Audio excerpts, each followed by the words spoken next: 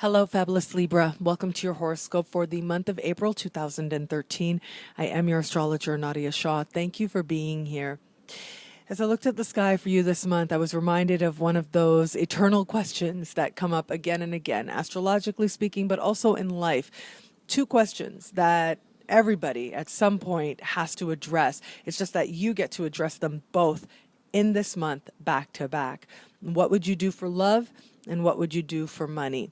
So the first 3 weeks of the month, there is a lot of energy building where it comes to you understanding what it is that love requires. Are you comfortable with giving what it is that love requires? What it is that you actually want out of love? But more than that, it does look like there's a very strong desire within you to be close to someone else, to bond with someone else. And for most of you out there, it is going to be someone very specific. So there is someone in mind whom you would like to be closer to and spend more time with. The thing with this is, whenever love, the topic of love comes about, it's so fascinating to me because I think about this idea of how we ultimately have no control over who this other person is, right? You have no control, no say over what choices they're going to make, what decisions they're going to make. And the more that we try to actually control the choices and decisions of another person, the more we actually end up pushing them away. And so this is going to be something that you are going to have to be mindful of, because I do see this really strong desire within you, and I'm seeing it on a very heartfelt level, and it is sincere, and I'm not seeing it necessarily as in any way malintentioned, but there is this part of you that wishes that you could be more influential in another person's life, whether you could be influential mainly to have them love you differently or have them feel about you differently, or to have them move at a pace that is more in line with the pace that you want to go with. You are having to look at that. And you are having to accept where someone else has an agency and a drive and a desire that is all their own.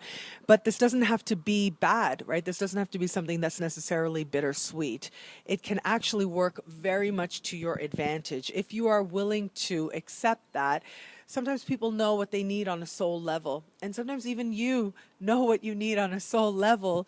And even though it looks like on the surface that you don't have control and that you've had no say in how things transpire, ultimately you have made your choices as to what you are attracting into your life and the people who are in your life. And as a result of those choices, you're having the experiences that you are, because on some level, you know that this is the learning that you need to do right now. If you can stay rooted in that, then that's going to help you tremendously. That's going to help you to take ownership for what you feel, and it's going to help you to make the most of this month, to move yourself towards the kind of love that you most want. But I did say that there were actually two questions this month, right? So that's the love stuff. Now we go to the money stuff, okay? And it does look like there are going to be changes. It looks like at first you're not going to know how to deal with these changes, and that these changes are happening towards the end of the month. But very quickly you see how you can utilize events to your advantage, how you can navigate them.